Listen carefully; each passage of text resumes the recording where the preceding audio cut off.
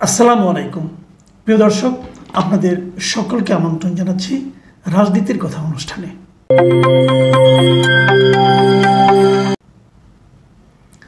সরকারি দলের সাধারণ সম্পাদক জনাব ওবায়দুল কাদের সাহেব আজ একটা গুরুত্বপূর্ণ কথা বলেছেন।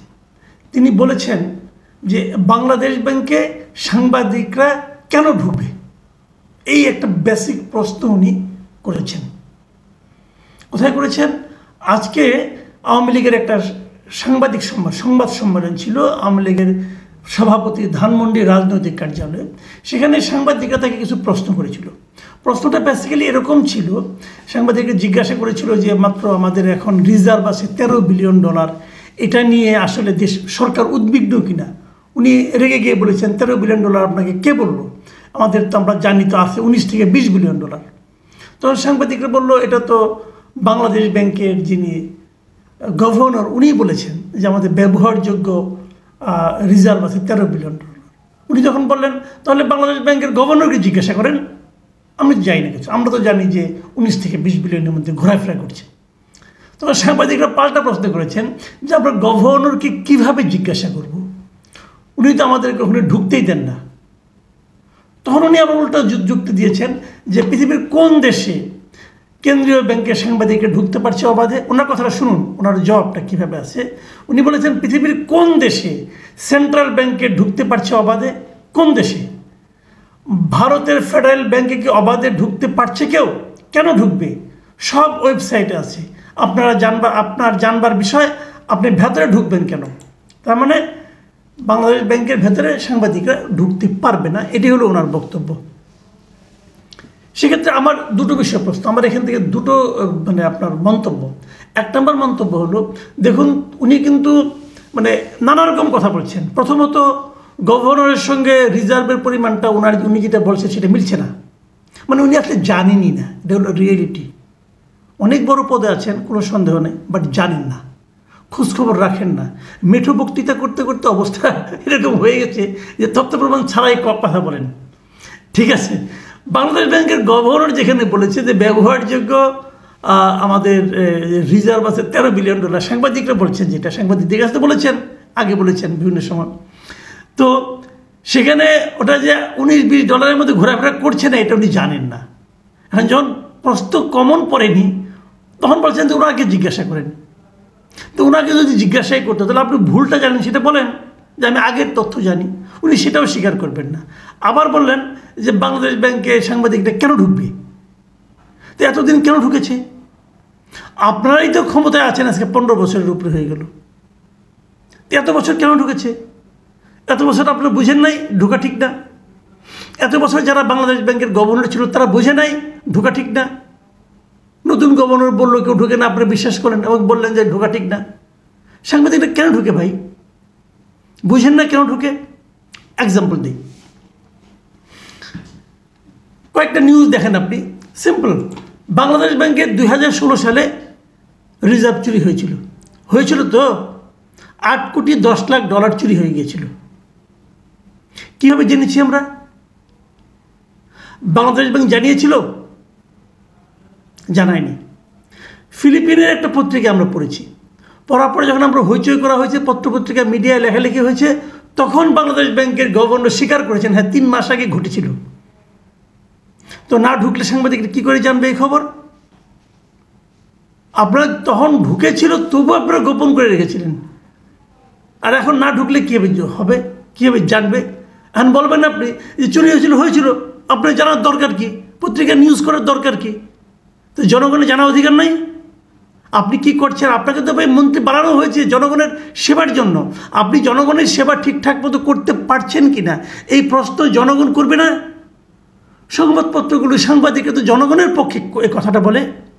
আচ্ছা ধরুন আরও আগের কথা বলি, আপনাদের মনে আছে 2014 সালে একটা নিউজ হয়েছিল যে এই বিদেশি যারা ছিল, বাংলাদেশের মহান মুক্তিযুদ্ধে যে সমস্ত বিদেশিরা অবদান রেখেছিল, তাদের জন্য সোনার ক্রেস্ট বানানোর কথা ছিল।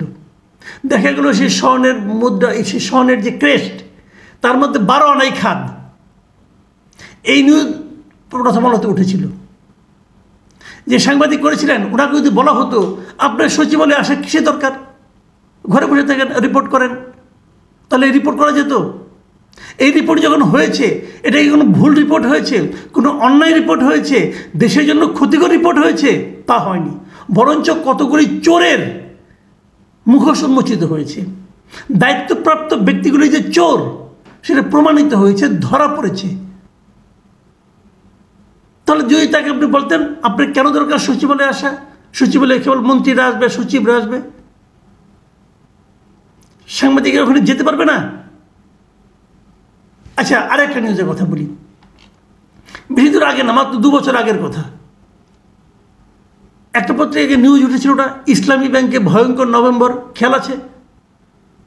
এক ইসলামী ব্যাংক, 3টা ইসলামী ব্যাংক থেকে কিভাবে মাত্র 1 মাসের মধ্যে 9,500 কোটি সন্দেহজনক ঋণ নিয়ে তারা চলে গেছিল। যে ঋণগুলি নিয়ে চলে সেই নামে কোনো অফিসই নাই ওখানে। নিউজ ছাপা হয়েছিল না? তো ব্যাংকের ভিতরে না ঢুকলে কী করে এই খবরগুলি তারা পেত? সাংবাদিকরা কী করে পেত? ইসলামী ব্যাংক কি বিবৃতি দিয়ে জানাতো? ইসলামী ব্যাংক কি প্রেস রিলিজ দিয়ে জানিয়েছিল যে আমাদের ব্যাংকে এই ঘটনা ঘটছে, আপনারা রিপোর্ট করেন? কেউ করে? তাহলে নিউজ কী করে হবে ভাই? আমি বুঝি না ওবায়দুল কাদের সাহেব কী বলতে চান আসলে। আপনাদের আরও এরকম আমি ভুরি ভুরি উদাহরণ দিতে পারি, ভুরি ভুরি উদাহরণ। ওই যে এস আলমের আলাদিনের চেরাগ যে রিপোর্টটা, এরকম উদাহরণের অভাব নাই, যেগুলো সাংবাদিকদের কাজ। সাংবাদিকদের কাজ করতে দিতে হবে। আপনি নিজেও তো একসময় সাংবাদিক ছিলেন। এই ওবায়দুল কাদের সাহেব তো আমাদের জীবনে আমরা দেখেছি, উনি বাংলা বাণীতে যে বসে থাকতেন, সাংবাদিক ছিলেন, বাংলা বাণী পত্রিকার এটা ছিলেন উনি। তো আপনি কি জানেন না সাংবাদিকরা কীভাবে কাজ করে? এখন মন্ত্রী হয়ে বলতেছেন যে ব্যাংকের সাংবাদিকদের কী কাজ? ভাই, অতীত ভুলে যান না, সারা জীবন এভাবে চলবে না। সারা জীবন আপনি মন্ত্রী ছিলেনও না, থাকবেনও না। এসব প্রশ্ন উঠবে। তবে যে কথাটা বলছিলাম, দুটো কথা, একটা কথা তো বললাম, আরেকটা পয়েন্ট বলি। আরেকটা পয়েন্ট হলো, এই যে ইকোনমিক রিপোর্টার যারা আছে, তারা যে আন্দোলন করছে যে কেন বাংলাদেশ ব্যাংকে তাদের ঢুকতে দেওয়া হচ্ছে না, ওনারা নানা ধরনের কথাবার্তা বলছেন এবং তাদের অভিযোগটা কার দিকে নিক্ষিপ্ত হচ্ছে? বাংলাদেশ ব্যাংকের গভর্নরের দিকে। আমি এই ইকোনমিক রিপোর্টারদেরকে বলবো, গভর্নরকে দায়ী করেন না ভাই, এটা আসলে গভর্নরের সমস্যা না। ওবায়দুল কাদেরের এই বক্তব্যের মাধ্যমে প্রমাণ হয়েছে এটা সরকারের সিদ্ধান্ত। ওবায়দুল কাদের সাহেব বলতে চাচ্ছেন সাংবাদিকদের ওখানে যাওয়াই দরকার নাই। এই কথা বলার মাধ্যমে ওবায়দুল কাদের সাহেব প্রমাণ করেছেন এটা বাংলাদেশ ব্যাংকের সিদ্ধান্ত নয়, এটা সরকারের সিদ্ধান্ত। সরকারই চাচ্ছে না সাংবাদিকরা বাংলাদেশ ব্যাংকে ঢুকুক। কেন চাচ্ছে না? এটা একটা রাজনৈতিক সিদ্ধান্ত, এটা কোনো প্রাতিষ্ঠানিক সিদ্ধান্ত নয়। তার মানে সরকার থেকে যখন একটা সিদ্ধান্ত নেওয়া হচ্ছে ব্যাংকিং সেক্টরের ব্যাপারে খুল্লা কথা না বলার জন্য, কিছু গোপন করার জন্য, তখন কিন্তু প্রশ্নটা আরও বড় আকার ধারণ করছে যে সরকার কি গোপন করতে চায়, সরকার কেন ট্রান্সপারেন্ট হতে চায় না। খুব তো বলে দিলেন, এই যে ওয়েবসাইটে ঢুকেন, বাংলাদেশ ব্যাংকের ওয়েবসাইটে কখনো আপনি ঢুকেছেন? আমার তো সন্দেহ আছে ভাই, আপনি নিজেই কখনো বাংলাদেশ ব্যাংক ওয়েবসাইটে ঢুকেন নাই। আপনি বলার পরে আমি আবার ঢোকার চেষ্টা করেছি, ওয়েবসাইট আমাকে সব তথ্য দেবে। আচ্ছা, এই অনুষ্ঠান যারা আপনারা দেখছেন, আপনাদের কাছে রিকোয়েস্ট, আপনারা কি বাংলাদেশ ব্যাংকের ওয়েবসাইটে ঢুকে জানতে পারবেন আমাদের রিজার্ভ আজকে কত? যদি জানতে পারতেন তাহলে আমি বুঝবো যে বাংলাদেশ ব্যাংকের ওয়েবসাইট আপ টু ডেট আছে।